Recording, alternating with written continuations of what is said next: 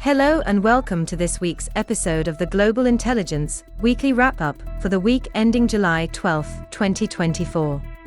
Your host, as always, is Neil Bisson, a retired intelligence officer with the Canadian Security Intelligence Service and the director of the Global Intelligence Knowledge Network.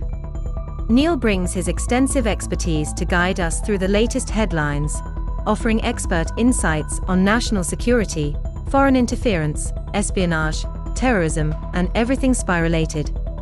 This week, we're diving into some truly compelling stories that you won't want to miss. From breaking developments in global espionage to the latest counter-terrorism strategies, we've got it all covered. Get ready for an in-depth analysis that will keep you informed and on the edge of your seat. But before we jump into today's stories, Neil would like to emphasize the vital role your support plays in sustaining this podcast. By subscribing to the Global Intelligence Weekly Wrap-Up on Spotify, YouTube, Apple Podcasts, or by simply asking your smart speaker to play it, you ensure you never miss an episode.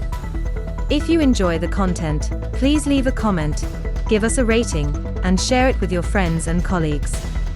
Your feedback and support are crucial in helping us continue to provide high-quality, insightful content. Additionally, you can support the show by becoming a supporter at buzzsprout.com/2336717/support. Your contributions are greatly appreciated and help ensure we can continue bringing you these important insights. Thank you for your support. Now, let's dive into this week's episode of Global Intelligence Weekly Wrap-Up with your host, Neil Bisson. Hello everyone and welcome to this week's episode of Global Intelligence Weekly Wrap-Up. In our first story, we're diving into a pressing and concerning topic. A BC woman allegedly trained by ISIS has been charged with terrorism offenses.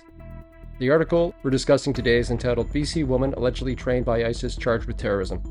Let's start with a brief summary. Kimberly Polman, a resident of Squamish, British Columbia, has been charged by the RCMP with leaving Canada to participate in a terrorist group and participating in the activities of a terrorist group. She was captured in Syria during the war against ISIS and returned to Canada in 2022. Polman is now facing these charges after being depicted as a committed member of ISIS, contrary to her claims of being a naive victim. This case raises significant questions and concerns from an intelligence perspective. Polman was allegedly part of the Nusaybeb Katiba, an all-female ISIS battalion that provided weapons training to women. Additionally, she reportedly served as an informant for ISIS's secret police, the Emni, handling and transporting weapons for terrorist groups. The significance of this case cannot be overstated. It highlights the ongoing challenges of dealing with individuals who have participated in terrorist activities abroad and then returning to their home countries. The potential threat they pose to national security is substantial. Polman's case is especially concerning given the allegations of her direct involvement in violent activities and her family's fears of her potential for violence. To provide some context, Polman is not the first Canadian woman to face charges in Canada on terrorism-related activities. She joined the ranks of Umema Chawi of Quebec and Ontario's Amara Amjad, both of whom lived under ISIS rule and were charged upon their return to Canada. This trend indicates the broader issue of foreign fighters and the complexities involved in prosecuting and returning them. Polman's journey into extremism began after converting to Islam following the 9/11 attack. She entered into a series of marriages and eventually married an ISIS member. Her story mirrors those of Westerners who were radicalized and drawn to join ISIS, often through online interactions and promises of a utopian society. According to the RCMP, Polman was deeply embedded in ISIS activities. She carried a gun, managed weapons, and informed on individuals who opposed the group. Her actions were not those of a passive victim, but as an active participant in terrorism. This underscores the need for rigorous scrutiny and action by intelligence and law enforcement agencies. My professional perspective aligns with the RCMP's findings. The transformation from online radicalization to active participant in terrorism is a well-documented pathway.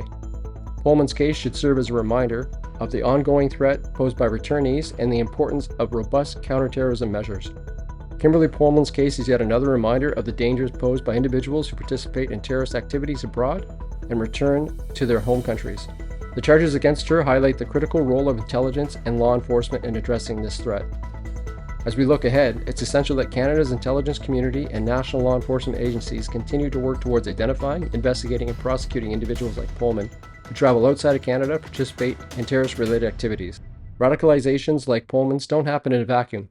Her previous behavior was an indication that she would again participate and assist with terrorist groups. I sincerely hope that the Canadian courts realize that Polman was responsible for her actions, and any excuse she uses in regard to being a victim is a baseless lie that she has rehearsed in the event that she was arrested for her crimes. In our next story, we're diving into a recent and significant development in the realm of foreign interference and AI. Our focus is on the U.S. Department of Justice's recent disruption of a Russian government-backed AI-enabled propaganda campaign. This operation aimed to use a bot farm to spread disinformation across social media platforms. The DOJ's announcement comes just 4 months before the U.S. presidential election, a period that security experts widely believe will be targeted by hacking and covert media influence attempts by foreign adversaries. This disruption is crucial because it marks the first time that the U.S. has publicly accused a foreign government of using generative AI in a foreign influence operation. The DOJ secured court approval to seize 2 domain names in search of nearly 1,000 social media accounts allegedly associated with this effort. These accounts were part of a sophisticated bot farm designed to covertly spread Kremlin messages both in the US and abroad. From an intelligence perspective, this development is significant. It showcases the evolving methods adversaries use to influence public opinion and disrupt democratic processes. The integration of AI into these operations allows for more realistic and widespread dissemination of disinformation, making detection and counteraction more challenging. To provide some background, this operation was orchestrated by a private organization based in Russia, staffed by Russian intelligence officers and a senior employee of the Moscow-based, government-funded news outlet Russia Today, or RT. The operation was approved and funded by the Kremlin in early 2023. The accounts targeted by this operation commonly posted pro-Kremlin talking points, including videos of Russian President Vladimir Putin, and criticized the Ukrainian government. The U.S. worked with Dutch authorities to uncover that the campaign was run from a server in the Netherlands, highlighting the international scope and cooperation needed to combat such threats. The Attorney General, Merrick Garland, stated, "With these actions, the Justice Department has disrupted a Russian government-backed AI-enabled propaganda campaign to use a bot farm to spread disinformation in the U.S. and abroad." This statement underscores the gravity of the situation and the DOJ's commitment to protecting the integrity of U.S. elections. The DOJ's disruption of this AI-enabled Russian influence operation highlights the growing sophistication of foreign interference tactics. As we approach the 2025 federal election in Canada, it's crucial to all Canadian voters to realize how prevalent this type of social media influence is. Limited resources and staff within the Canadian intelligence community means that efforts by the Canadian Security Intelligence Service, Communications Security Establishment, and the Royal Canadian Mounted Police are vital but not exhaustive. When viewing social media platforms, always be conscious of the potential threat that foreign enemy states pose with this online weapon.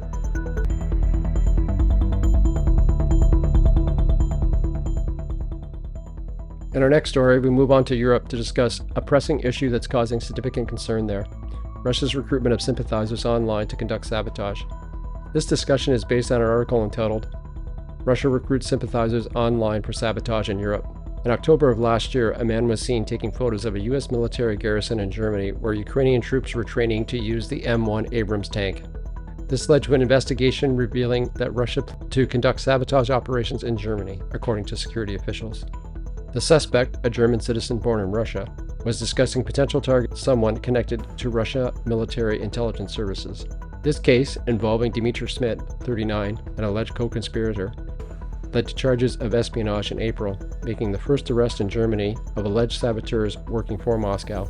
Since then, Europe has seen a sharp increase in Moscow-led sabotage attacks as Russia tries to raise the stakes for Western support of Ukraine. A senior NATO official commented, "Russia is fighting the West in the West on Western territory," highlighting the seriousness of these threats. Secretary of State Antony Blinken, during a NATO meeting in Prague, emphasized the need to respond to Russia's hybrid attacks on NATO members. These attacks include arson, sabotage of supply warehouses, cyber attacks, and spreading disinformation. Recent incidents include 4 men in Britain charged with arson on a warehouse containing aid for Ukraine, a fire at a weapons factory near Berlin under investigation for Russian links, and multiple arson attacks in Poland connected to a Russian criminal ring. In France, A Russian-Ukrainian dual national was arrested for planning a violent act, and in the Czech Republic, a man was accused of an attempted arson attack financed by Russian operatives. European intelligence has uncovered Kremlin documents showing Russia's efforts to recruit operatives online. Last year, Kremlin strategists studied Facebook profiles of over 1,200 employees at two large major German plants, Orbis and Basif, to identify potential recruits with anti-government or anti-immigration views. These efforts highlight how Moscow uses social media to manipulate individuals and incite unrest. German officials are taking these activities seriously, although they haven't linked any specific incidents to Russia yet.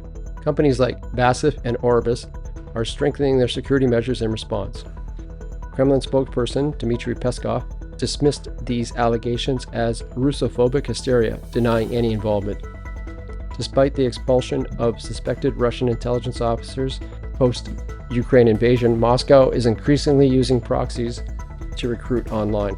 This decentralized approach involves individuals from various backgrounds, including refugees and criminals, willing to commit sabotage for financial compensation. Lithuania's foreign minister stressed the need for a new strategy to counter these tactics, noting that social media provides ample opportunities for Russia to find collaborators. NATO Secretary General announced increased intelligence sharing and enhanced protection measures. Smith's case in Germany exemplifies successful Russian recruitment. He was tasked with finding more recruits within the German-Russian community for sabotage missions. Alongside Smith, Alexander Jungblot was also arrested and charged with espionage. Russia's recruitment of sympathizers for sabotage in Europe is a growing threat. These actions are part of a broader strategy to disrupt Western support for Ukraine and create chaos within NATO member states. While efforts to counter these activities are increasing, the decentralized and covert nature of these operations poses significant challenges. Much like foreign interference was not a national security threat until it garnered enough attention in the last few years, sabotage is not regarded as a 21st century national security concern.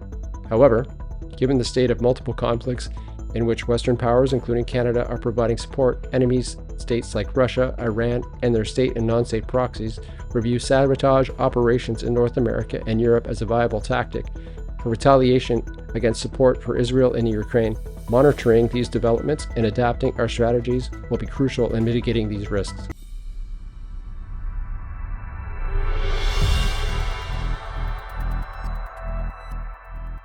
Sticking with concerns over sabotage in Europe, we now look at it from the perspective of the U.S. military. Our next story is from CNN and is entitled, Intelligence on Russian Sabotage Threats Prompts Increase in Security at U.S. Military Bases in Europe. The heightened state of alert at U.S. military bases is in response to a potential sabotage threat from Russian-backed actors. For the first time in a decade, U.S. military bases across Europe were placed on a heightened state of alert following intelligence suggesting that Russian-backed actors were planning sabotage attacks against U.S. military personnel and facilities. The sources revealed that Russia had included U.S. bases and personnel as potential targets through proxy actors, similar to recent plots across Europe. In April, 2 German-Russian nationals were arrested for allegedly plotting bomb and arson attacks on U.S. military facilities on behalf of Russia. The recent intelligence received within the last 2 weeks was alarming enough to implement additional safety protocols. As a result, several U.S. military bases in Europe raised their alert level to Force Protection Condition Charlie, which indicates a likely threat of terrorist action against personnel or facilities. From an intelligence perspective, this heightened state of alert underscores the increasing brazenness and aggression of these Russian covert sabotage activities. According to a senior NATO official, the alliance has significantly increased intelligence sharing around Russia's sabotage campaign, which has become more aggressive amid elections across the West, an opportune moment for Russia to undermine public support for Ukraine. Commander Dan Day, a spokesman for the U.S. European Command, emphasized that the increased vigilance is due to a combination of factors potentially impacting the safety and security of U.S. forces in Europe, not just one single threat. Let's take a step back and examine the broader context. The threats of Russia-backed sabotage efforts has grown acute in recent months, with a series of arson attacks and bombing plots across Europe, including incidences in Riga, London, Warsaw, Prague, and Paris, that European security officials have linked to Russia. For example, in March, several men were charged with working with Russian intelligence services to set fire to a Ukrainian-linked warehouse in London. In Warsaw, an arson attack destroyed the city's largest mall in May, to the arrest of 9 individuals connected to Russia-linked sabotage act. French authorities detained a Russian-Ukrainian man last month for allegedly building bombs as part of a Moscow-orchestrated sabotage campaign. These incidences suggest that by outsourcing attacks to local actors, Russia aims to wage a hybrid war that falls below the threshold of armed state-on-state conflict. However, a senior NATO official noted that the sabotage campaign is becoming more concerted and aggressive than anything seen since the Cold War, involving sabotage, assassination plots, and arson. Actions that have, with Canada recently stating that they will reach or attempt to reach their 2% GDP towards NATO, there is reason for concern that Russian saboteurs are potentially looking to cause damage and destruction against Canadian targets, including Canadian military personnel and Canadian Armed Force bases. The increased security measures at U.S. military bases in Europe highlight the escalating threat posed by Russian covert sabotage operations. As we continue to monitor these developments, it will be crucial to assess the impact for both national security and regional stability.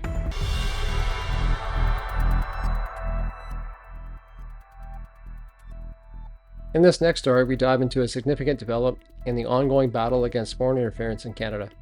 The RCMP has launched a new community policing program in Quebec to counteract a surge in complaints by Chinese Canadians who are being harassed, threatened, and intimidated by hostile actors linked to the People's Republic of China. This effort is detailed in the article RCMP Targets Chinese Government Interference, Threats in Quebec Amid Rising Cases. The RCMP C Division in Quebec has received multiple complaints from Chinese Canadians in recent weeks, who feel for their and their relatives' safety due to the threats from representatives of the Chinese Communist Party. In response, the RCMP has launched a community outreach program, aiming to reassure the affected communities and encourage them to report any instances of harassment. This initiative includes a visible police presence in Montreal's Chinatown and Brossard, distributing business cards and contact information for reporting threats. From an intelligence perspective, this situation highlights the persistent and pervasive nature of foreign interference operations. Such activities not only threaten individual safety, but undermine the sovereignty and security of the host nation, in this instance Canada. The significance of this outreach effort should not be underestimated, as it represents a proactive approach to countering these threats and supporting vulnerable communities. This is not an isolated incident. Reports of Chinese government's interference have been surfacing across various Western nations, including Australia and the United States. The tactics often involved harassment, intimidation, and sometimes espionage. By comparing these events to similar occurrences globally, it becomes evident that this is a strategic effort by the Chinese government to exert influence and control over its diaspora and to stifle dissent. RCMP Sergeant Charles Poirier, who briefed reporters about the new outreach effort, emphasized the intolerable nature of these threats and the suffering of real people. He mentioned that the RCMP is actively investigating these allegations of criminal activities related to Chinese foreign interference in Quebec. My professional analysis supports the importance of such measures. It's crucial to disrupt these interference efforts through community engagement and visible law enforcement presence. This not only builds trust within the affected communities, but also sends a clear message to hostile actors that their actions will not go unchecked. However, listeners must not forget that not all foreign interference is conducted against diaspora communities. In some cases, individuals who have immigrated from other countries can easily be enticed to participate in this type of activity, whether through a sense of loyalty to their homeland, financial reimbursements, or promises of land and wealth back home. There are many individuals willingly participating in espionage in Canada who have obtained some form of status and/or citizenship. The RCMP new community policing program in Quebec is a critical step in countering Chinese government interference. This initiative aims to protect Chinese Canadians from harassment and intimidation, ensuring their safety and security. It also provides the RCMP with a better understanding of members of the community and hopefully will help root out any potentially collaborating members of the CPP. Looking ahead, it's likely that we will see more such efforts across Canada and other Western nations as they work to combat foreign interference. By staying informed and vigilant, you can help in the fight against foreign interference as a collective effort. If you're aware of individuals who are participating in any criminal acts or contributing to foreign powers in respect to national security threats against Canada, reach out to the national police like the RCMP or the Canadian Security Intelligence Service.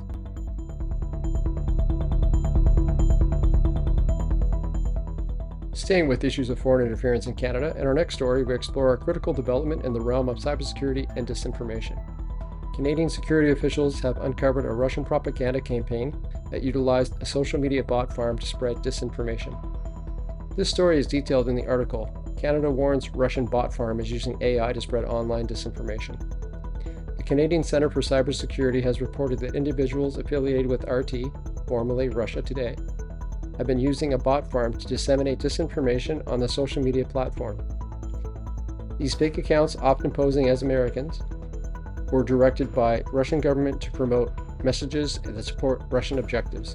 The disinformation campaign targeted not just the United States, but also a broader intelligence audience. From an intelligence perspective, this situation underscores the sophisticated and evolving tactics employed by state actors to influence public opinion and to stabilize democracies. The use of artificial intelligence to enhance the reach and effectiveness of disinformation campaigns represents a significant threat to national security. This tactic not only sows discord and confusion, but also undermines the trust in democratic institutions and processes. This is not the first time we've seen state-sponsored disinformation efforts from Russia. Similar campaigns have been documented in various countries, particularly during election periods. The use of bot farms and AI tools to amplify false narratives is a well-documented strategy. For instance, during the 2016 US presidential election, Russian operatives used similar methods to influence voters and disrupt the electoral process. According to NATO Secretary General Hans Stoltenberg, disinformation poses a significant threat to the alliance efforts, particularly in the context of the ongoing conflict in Ukraine. He emphasized the role of government in countering such campaigns, but also highlighted the importance of an independent and free press as a defense against disinformation. My professional analysis aligns with these views. The integration of cybersecurity measures and public awareness campaigns is crucial in mitigating the impact of disinformation.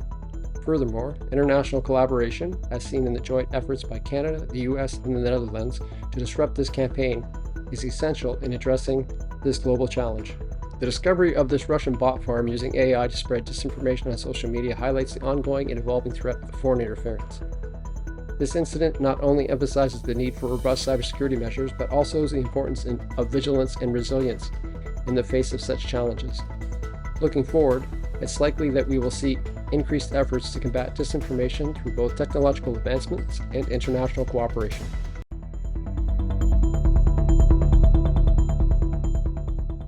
In our final story, we'll be discussing a significant development in the ongoing fight against terrorism: the sentencing of the widow of the late ISIL leader Abu Bakr al-Baghdadi to death by an Iraqi court.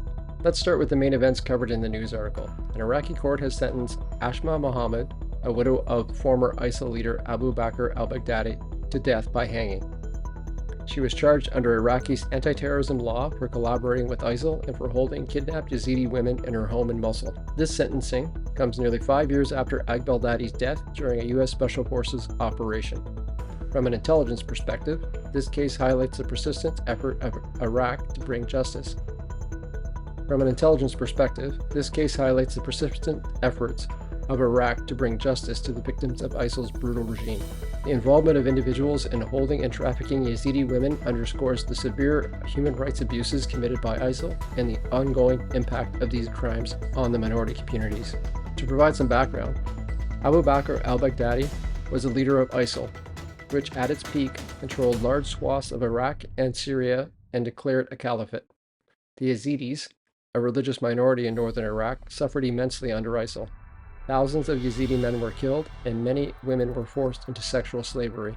Since ISIL's territorial defeat in Iraq in 2017, Iraqi courts have been actively prosecuting those involved with the group. Hundreds of death sentences and life imprisonments have been handed down to both Iraqi and foreign nationals convicted of terrorism-related charges. This article cites several official sources, including a statement from Iraq's Supreme Judicial Council. In my professional analysis, the sentencing of al-Baghdadi's widow is a critical step in addressing the atrocities committed by ISIL. I'm not an advocate for capital punishment and believe simply that an eye for an eye leaves everyone blind to the truth. However, I wanted to include this story as I wanted to demonstrate that in countries that have been directly affected by atrocities of terrorism, there is little sympathy for excuses of being a victim because you are the wife of a terrorist. As with the Polman case, Asha Mohammed was a participant in the ruthless and horrific treatment of others. The sentence of execution for the widow of al-Baghdadi sends a clear message that those involved in such egregious crimes will be held accountable. However, the broader challenge remains in dealing with the remnants of ISIL and ensuring that justice is served for all victims. This case illustrates the enduring impact of ISIL's crimes and the importance of continued vigilance and protection of those involved. Looking ahead, we can expect more legal action against ISIL and former members and affiliates. It is crucial for international cooperation to remain strong in addressing these issues. Thank you for tuning into this episode of Global Intelligence Weekly Wrap-Up. I'd love to hear from you and hear what you think of this week's articles. Do you feel you have a better appreciation for what's happening in the world of intelligence? Is there something you'd like me to talk about? Remember, you're part of the Global Intelligence Knowledge Network. So reach out to me and let me know what you think, and share your thoughts with other members of GICN. I'm Neil Bisson, reminding you to stay curious, stay informed, and stay safe.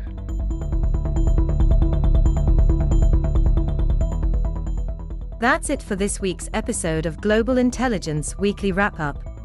We encourage you to share your thoughts and insights in the comments section or on our social media channels. Your feedback and opinions are incredibly valuable and help shape the content we provide on the Weekly Intelligence Wrap-Up. If you enjoyed today's episode, there are several ways you can stay connected and support our work at Global Intelligence Knowledge Network. Make sure to subscribe to Global Intelligence Weekly Wrap-Up. You can find us on Spotify, YouTube, Apple Podcasts, or just ask your smart speaker to play it. If you enjoyed today's episode, please leave a like, drop a comment, and share your thoughts. We love hearing from you. And if you'd like to support the show financially and help us continue delivering this content, consider becoming a supporter at buzzsprout.com/2336717/support. Your contributions make a significant difference and help us keep the information flowing. Thank you for joining us this week, and as always, stay curious, stay informed, and stay safe. See you next time on Global Intelligence Weekly Wrap-Up.